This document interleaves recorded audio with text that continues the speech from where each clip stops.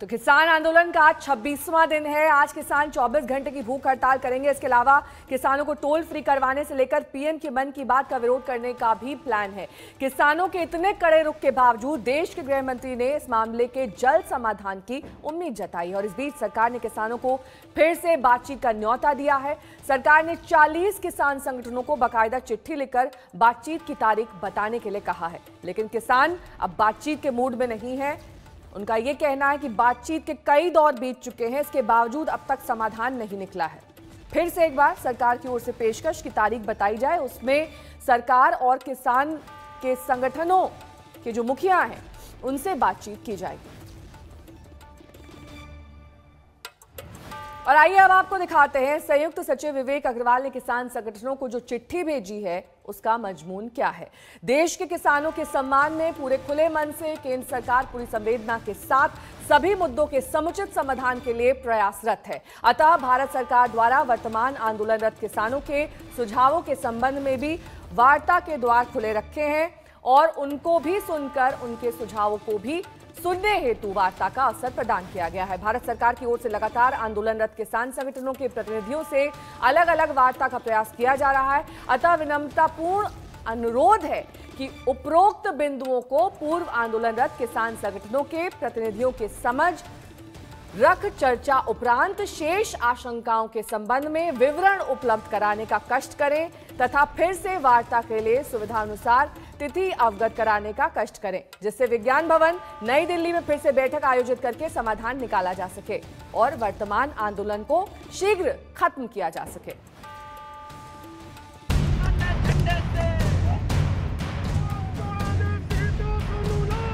किसान जानने वाला नहीं है। हमने तो कहा भी बात करो ना अब, क्योंकि बात करने का कोई उनके पास में क्वेश्चन ही नहीं।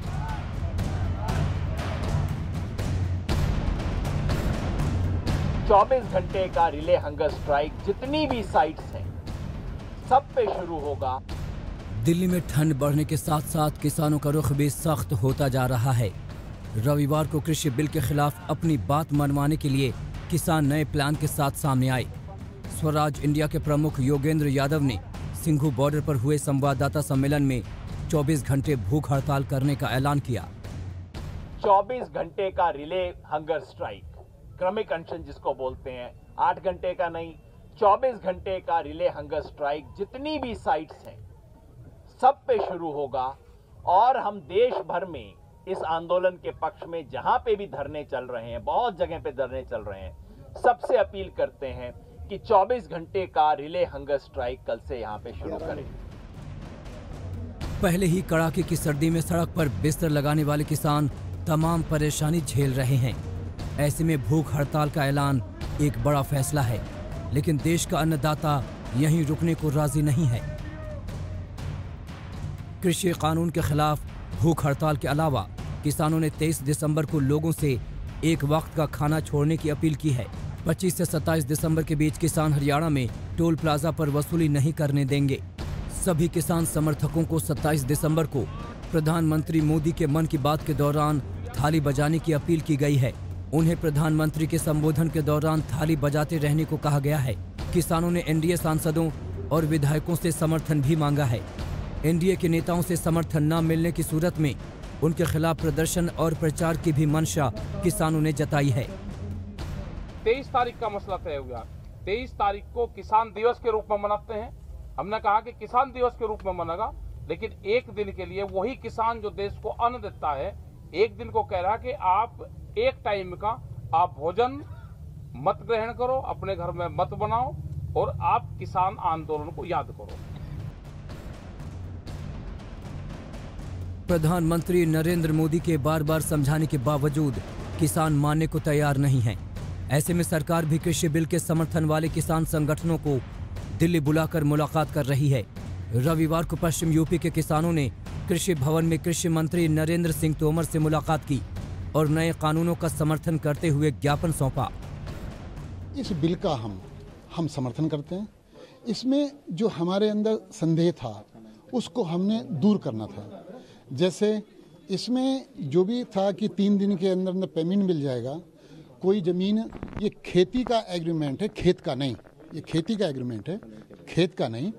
और इसमें किसान उन्नत होगा जब हमें ये सब, क्योंकि बहुत दिनों से पहले भी ये हम लोगों के अंदर भी भ्रम था कि ये किसान बिल हम लोगों के खिलाफ है, लेकिन इससे ये सिद्ध हो गया है ये किसान बिल हम लोगों के विरुद्ध नहीं है। किसान और सरकार दोनों बातचीत करने का दावा कर रहे हैं, लेकिन फिर भी विवाद सुलझता नहीं दिख रहा।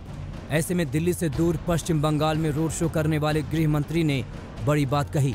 अमित शाह ने कहा है कि कृषि मंत्री किसानों से बात कर रहे हैं और जल्द ही विवाद को सुलझाया जाएगा। मैं 2 दिन से आया हूं, मगर कुछ तय हुआ है वहां पर। नरेंद्र सिंह जी के साथ बातचीत का कोई समय तय हुआ है, कल या परसों का, मुझे एग्जैक्ट जानकारी नहीं। अमित शाह के इस बयान से सवाल उठता है कि क्या सरकार और किसानों के बीच कोई सहमति बन गई है? क्या दोनों पक्ष अपना रुख लचीला करने के लिए तैयार हो गए हैं? देश तो यही उम्मीद करेगा कि नए साल से पहले ये विवाद खत्म हो जाए, ताकि दिल्ली की सर्दी में ठिठुरता देश का अन्नदाता सम्मान के साथ अपने खेतों में लौट जाए। आज तक ब्यूरो। किसान आंदोलन पर हमारे 2 संवाददाता इस वक्त तमाम जानकारी के साथ हमारे साथ जुड़ गए हैं। सिंघू बॉर्डर से हमारे संवाददाता अरविंद ओझा इस वक्त हमारे साथ हैं। गाजीपुर बॉर्डर से कुमार कुणाल है। सबसे पहले अरविंद का रुख करते हुए, अरविंद, क्रमिक अनशन की बात करी जा रही है, टोल प्लाजा फ्री करेंगे किसान, और क्या कुछ प्लान में शामिल है ताकि ये अनशन कमजोर ना पड़े? जी देखिए, जो प्लान था वो कल संवाददाता सम्मेलन में योगेंद्र यादव ने बताया था, लेकिन आज उस प्लान को एग्जीक्यूट करने का पहला दिन है। जो हमें जानकारी मिली है उसके मुताबिक जो 11 किसान नेता हैं वो आज से 24 घंटे की भूख हड़ताल पर जाएंगे। अब से कुछ देर बाद वो भूख हड़ताल शुरू भी होगी, जिसमें 11 अलग अलग जो पंजाब के किसान नेता हैं वो भूख हड़ताल पर जाएंगे। उसके बाद जब ये 24 घंटे का ये जो 11 नेता है, किसान नेता, 24 घंटे का जब इनका भूख हड़ताल खत्म होगा तो फिर दूसरा ग्रुप इनको ज्वाइन करेगा। यानी जो प्लान कल बताया गया था उसको एग्जीक्यूट आज से किया जा रहा है। उसके अलावा 23 तारीख के बाद से जो रणनीति बनाई गई है कि टोल प्लाजा फ्री करेंगे, एनडीए के नेताओं से समर्थन मांगेंगे और समर्थन नहीं देंगे तो उसके बाद फिर उनका विरोध होगा। तो देखिए, जो बातचीत है, बातचीत का सिलसिला भले गृह मंत्री ने कहा, लेकिन अभी बातचीत का सिलसिला चाहे सरकार और किसान के बीच हो वो बनता दिखाई नहीं दे रहा है। और ऐसे में जो विरोध प्रदर्शन है किसानों का वो लगातार जारी है। वो इसी तरह से सिंघू बॉर्डर पर बैठे हुए हैं और फिलहाल का जो दिख रहा है, जो देखने में आ रहा है, अभी यहाँ से हटने का कोई भी सीन दिखाई नहीं दे रहा है। नेहा, ठीक है, लौटूंगी मैं आपके पास। अरविंद, कुमार कुणाल हमारे संवाददाता भी हमारे साथ जुड़े हुए हैं। कुमार, किस तरीके से वहां गाजीपुर बॉर्डर पर आप क्रमिक अनशन का असर देख पा रहे हैं? वहां के किसान संगठन के नेता क्या कुछ कह रहे हैं?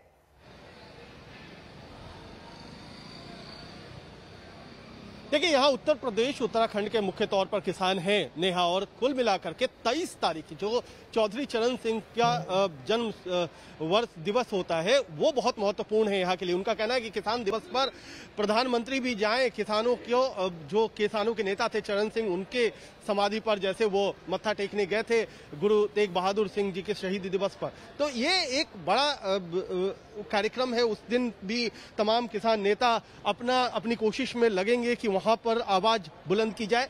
दूसरी जो बात है कि सरकार की तरफ से क्या कुछ कोशिश है, कल भी चिट्ठी लिखी गई है किसान नेताओं को, लेकिन अभी तक उसका कोई रिस्पांस नहीं आया है। क्या आप लोगों की योजना है, आप लोग क्या आगे के लिए तैयारी कर रहे हैं, क्योंकि अभी तक तो सरकार ने बात सुनी नहीं? जब तक सरकार बात नहीं सुनेगी, जब तक किसान जो है यहाँ से नहीं जाएगा, चाहे अगला वर्ष भी शुरू हो जाओ, यहीं पर डटा रहेगा। लेकिन बातचीत करने के लिए तो सरकार ने बोला है कि आप आए बातचीत करें। सरकार बातचीत करेगी तो बातचीत करने के लिए किसान तैयार है, लेकिन सरकार बात कर तो नहीं रही। सरकार बात नहीं कर रही है, ये कहना है किसानों का नेहा। और दिक्कत ये है कि जो मांग है उस पर सरकार सहमत है नहीं। सरकार की सहमति है नहीं, और जो सरकार जो प्रस्ताव दे रही है उस पर किसानों की सहमति नहीं है, तो कहीं ना कहीं पेच फंसा हुआ है। और ठीक है, आप दोनों का बहुत बहुत शुक्रिया। कुमार कुणाल हमारे संवाददाता, अरविंद ओझा हमारे संवाददाता, दोनों अलग अलग बॉर्डर से जानकारी देते हुए कि आज से 24 घंटे की भूख हड़ताल पर किसान नेता जाएंगे। इसकी शुरुआत आज से हो जाएगी। बहरहाल आगे बढ़ेंगे, बात करेंगे दिल्ली की ठंड की। रिकॉर्ड तोड़ रही है ठंड, लेकिन किसान इस ठंड में डटे हुए हैं। क्यों ठंड अभी तक उनके हौसले को कमजोर नहीं कर पाई है? सवाल का जवाब ढूंढने के लिए आज तक की टीम सिंघू बॉर्डर और टिकरी बॉर्डर पर पहुंची, तो हमें किसानों को शक्ति देने वाले नए औजारों का पता चला।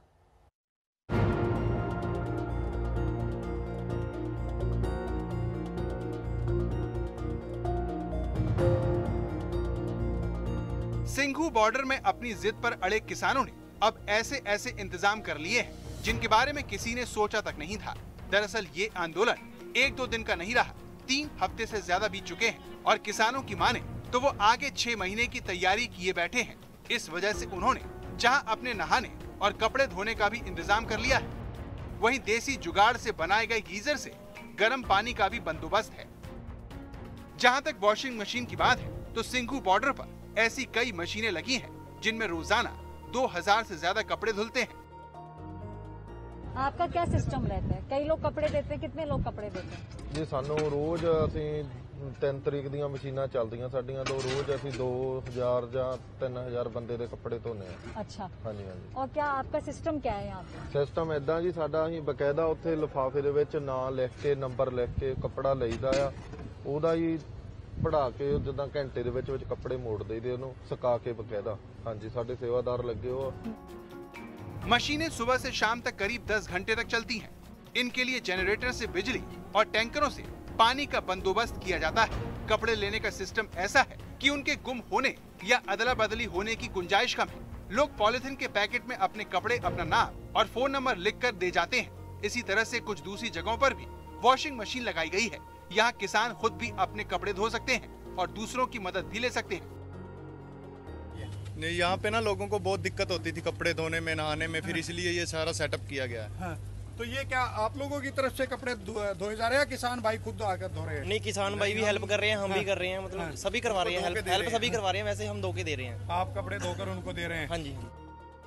कपड़े धोने की ये सेवा किसानों के लिए फ्री है। उनका हौसला बनाए रखने के लिए ये इंतजाम किया गया है। लंबे समय तक आंदोलन को चलाते रहने के लिए तैयारी भी लंबी है। तो ज्यादातर बुजुर्ग लोगों के कपड़े धोए जाते हैं? नहीं जी, सारे धोए जाते हैं। ये सेवा आप लोग, हमने कोई फर्क नहीं रखते। ये सेवा आप लोगों की तरफ से किसानों को फ्री? हाँ, किसानों के लिए है। हाँ। तो कोई चार्ज नहीं लगता सेवा का? कोई पैसे? कोई मतलब ही नहीं जी, चार्ज नहीं। ये देखो सरदार बाबू जी है बजरी वाले, उनके मीटर पे मोटर चल रही है तीनों।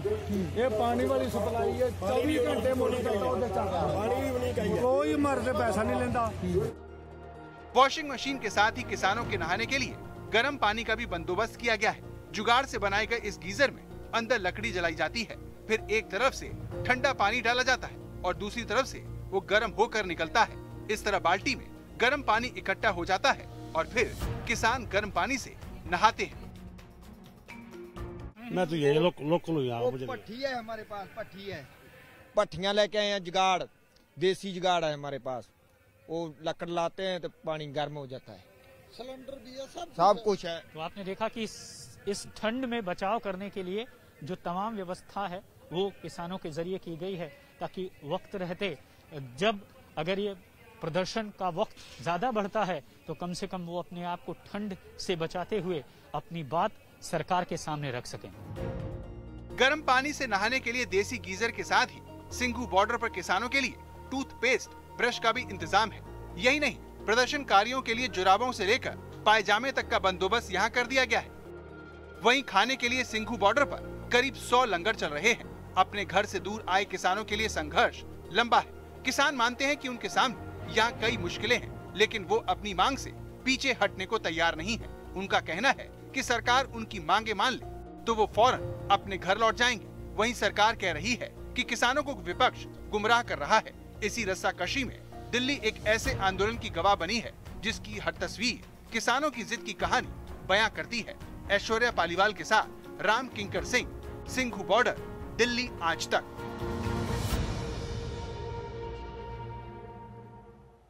तो आपने देखा किस तरीके से सिंघू बॉर्डर पर किसान डटे हुए हैं। 23वां दिन है आज, वो अपनी मांगों से पीछे हटने को तैयार नहीं। आज तक संवाददाता आशुतोष मिश्रा ने कुछ किसानों से बात की। 6 राउंड की जो बातचीत हुई वो लगभग बेनतीजा हुई, कोई रास्ता निकला नहीं। कृषि मंत्री की चिट्ठी आई, प्रधानमंत्री ने भी उसे साझा किया कि पढ़िए, किसानों का अहित नहीं है, इस कानून से उनका हित होगा। ऐसे में किस तरह का असमंजस आपको लगता है? सर जी पूरा लॉलीपॉप है। अभी आपको जो लंगर चल रहा है, थाली पकड़ा के कुछ खाने को ना दे, आपका सबर नहीं होगा। तो ये जरूरी है हमारे जो कृषि के जो आगू हैं हमारे मेन, उनकी संतुष्टि करवाएं, बढ़िया तरीके से जो हल है वो निकालें, इनका दर्द देखें आके यहाँ। अगर सरकार दुख नहीं देखती तो चिट्ठी लिख करके बार बार ये अपील क्यों करती कि किसान समझें उन्हें गुमराह किया गया है? हाँ जी, किसानों को गुमराह कर रही है सरकार। हमारे जो बड़े आदमी हैं, किसान हैं, उससे बातचीत करें, इस बात का हल निकालें, जल्दी से जल्दी हल निकालें। ठंड बहुत है, परेशान बहुत है किसान, हल निकालें जरूर। किसानों को गुमराह किसने किया है? सरकार कर रही है, मोदी सरकार कर रही है, हरियाणा सरकार कर रही है। सरकार कह रही है कि विपक्ष गुमराह कर रहा है किसानों को, किसान भोले हैं। हमारे सूझवान आदमी हैं किसान भाई, जो पूरे सूझवान है, उससे बैठकर बातचीत करें। जब हमारे किसान गलत है तो हमारे किसानों को गलत किया जाए, जब मोदी गलत है तो मोदी को गलत किया जाए। अब तक जितनी बातचीत हुई है ये तो तय है कि सरकार पीछे हट नहीं रही है। किसान कह रहे हैं कानून वापस लीजिए। अब तक जो बातचीत थी वो वही हुई, तो अगर नए दौर की बातचीत शुरू होती है तो नया क्या निकलेगा? नया इसमें क्या निकलेगा? जब कानून उन्होंने बना दिया, वो कानून हमारे ऊपर गलत लागू होता है, तो हम उस कानून को क्या क्या मानेंगे? जब वो है ही गलत तो हमारे ऊपर थोपेंगे तो हम उसको एक्सेप्ट नहीं करेंगे, तो क्या होगा? फिर तो तनातनी होगी ना। सरकार अपनी अड़ी पे, जिद पे अड़ी हुई है कि हमने तो लगा दिया है जो लगा दिया है। क्या किसान कानून की बारीकियां या जो सरकार संकेत देना चाहती है वो समझ नहीं पा रहे हैं?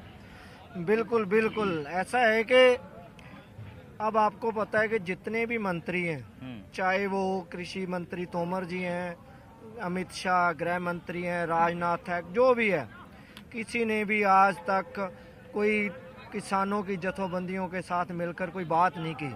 वो अपने आगे अधिकारियों को भी मुलाकात तो हुई। देखिए, किसानों का गुट गया था राजनाथ सिंह से मिलने के लिए भी, अमित शाह की भी मुलाकात हुई किसान के प्रतिनिधियों से, जो कृषि मंत्री वो तो लगातार मुलाकात तो होती रही। मुलाकात कर रहे हैं, लेकिन मुलाकात के अंदर बात तो यही रख रहे हैं ना कि जो हमारे कानून बनाए हैं वो आपके लिए फायदेमंद है। ये बात समझाते हैं, ये नहीं समझते कि हाँ इनकी परेशानियां क्या हैं, ये लोग क्यों आए हमारे पास, क्यों आंदोलन कर। इस वक्त की बड़ी खबर आपको बता दें, एनआईए ने खालिस्तानी संगठन और इनके द्वारा किए जाने वाले एनजीओ की फंडिंग की लिस्ट तैयार कर ली है। सूत्रों के हवाले से खबर आ रही है कि भारत में मौजूद इन एनजीओज में खालिस्तानी संगठन टेरर फंडिंग कर आतंक फैलाने की फिराक में है। भारत में इन विदेशी खालिस्तानी संगठनों से कई एनजीओ में पैसे पहुंच गए हैं, जिसकी जांच एनआईए, ईडी, आईटी और दूसरी इन्वेस्टिगेशन एजेंसीज करेंगी।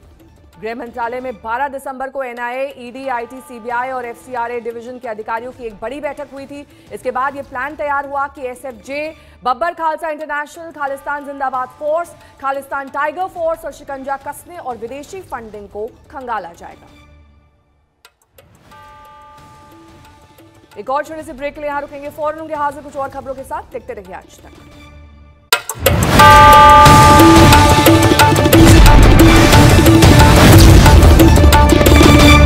नमस्कार, मैं हूं अंजना ओम कश्यप। हमें उम्मीद है ये वीडियो आपको पसंद आया होगा। लेटेस्ट खबरों के लिए यूं ही देखते रहिए आज तक, और इस वीडियो के पसंद आने पर लाइक, शेयर एंड सब्सक्राइब करना ना भूलें।